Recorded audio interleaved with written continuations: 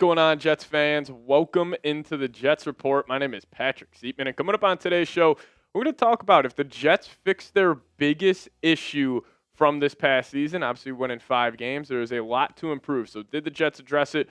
We'll talk about it on today's show, but quick answer here. Of course they did. Aaron Rodgers is gone. That was the biggest issue from this past season. Kind of joking here, but also kind of not joking. I do think that was one of the best moves any team has made this offseason is the Jets just saying, hey, Rodgers, we're going to go in a new direction. We're going to get a new culture in this organization. So, yeah, joking, but, again, kind of not joking. But on the football field, what is the Jets' biggest issue?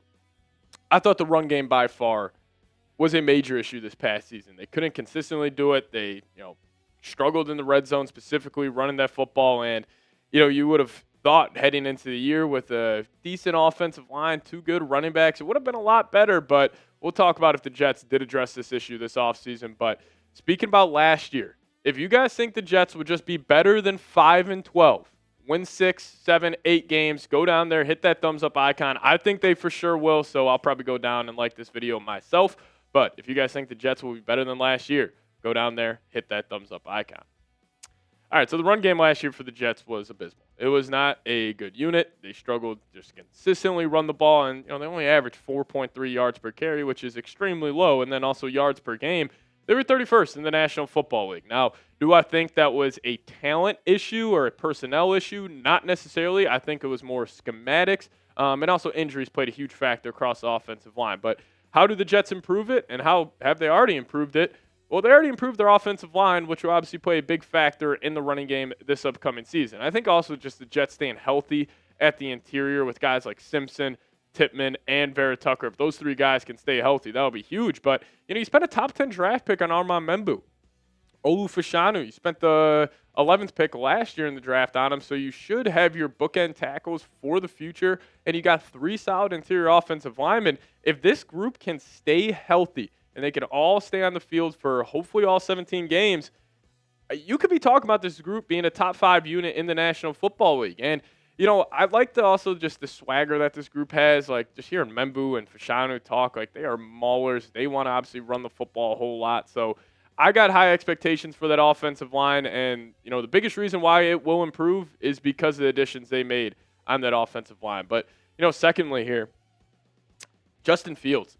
Like the impact he's going to have in the running game is enormous. And it's not just him specifically running the football, because as we know, Fields, an unreal dual threat, still one of the best athletes at the quarterback position in the NFL. But having that, dual threat running or dual threat quarterback, it helps the run game so much, because you think about like Jalen Hurts with the Eagles. They've always been a good rushing offense with him there. Obviously, they've had good offensive lines and they've had good running backs now, Saquon Barkley, but also like the Baltimore Ravens, having Lamar Jackson. It didn't really matter who they had at running back before Derrick Henry. They were still always one of the best units in the league, because you have to address the quarterback. Anytime he's pulling those read options, the edge rusher just has to wait that extra half a second. That could be a huge difference on multiple runs. So I think Fields being there, that will be absolutely massive. He'll help out Breece Hall. He'll help out Braylon Allen. And then third, the Aaron Glenn culture. Like, Aaron Glenn, it's not like, take Ben Johnson, for example. The Jets hired Ben Johnson. They'll probably be more of an air raid attack built through the pass game, even though, both them coming from the Lions, their bread and butter was running the football. But specifically Aaron Glenn, like the backbone and the identity of this football team will be the run game and obviously that strong defense. And, I think Aaron Glenn, he's probably put his goal as, he hopes his team rushes for 2,000 yards this upcoming season. He's going to, ideally, I bet you if you ask Glenn, Fields doesn't throw the ball a single time week 1. And the Jets are just running the football down the Pittsburgh Steelers' throat, and they're a very successful rushing attack that game. So I think the identity of this football team will be built through the run. You spent some premium draft capital on the offensive line. You didn't trade Breece Hall when there's a lot of rumors that you could. You got 2 good running backs. You got the dual threat quarterback. You got the improved offensive line. And now you have that Aaron Glenn culture where you're going to be a physical, smash-mouth football team. So I think Glenn, just him being in that building, will just naturally help the rushing offense this upcoming season. But also Breece Hall. I just think Breece Hall is getting a little underrated here. Because heading into the last year, we were talking about Breece Hall being a top 5 running back in the NFL. having that breakout season. Obviously, last year didn't go the way we thought, but it's not like Breece Hall, like it wasn't like a Space Jam thing where, they took all of his talents. He's still a very talented running back. And I think this year his goal should be, I'm going to stay healthy for all 17 games, and I'm going to rush for 1,000 yards. If he rushes for, let's just say, 1,000, 1,100 on the ground, then Braylon Allen is mixing in maybe 700 yards, then you could easily get to possibly 2,000 with Justin Fields. Like, I promise you, I think the Jets, if you look over the last 5 years, I think this year for the New York Jets, they could potentially have the biggest, difference between the run and the pass. Where maybe we're looking up, it's like, oh, snap, after the first 4 weeks, the Jets are rushing the ball on 55, 60% of plays potentially. Like, I think that's how much they're going to put in this run game. But I'll ask you guys this. Place your bets for me. Over under 1,000 yards for Breece Hall. Give me an over. Give me a U for under. I'm going to take the over on this one. I think Breece will finally eclipse that 1,000-yard mark. Very talented back with Fields with that run game. Should see much improvement from the former running back out of Iowa State. But lastly here, just want to give a shout-out to Josh Reynolds. One of the better run-blocking wide receivers in the National Football League.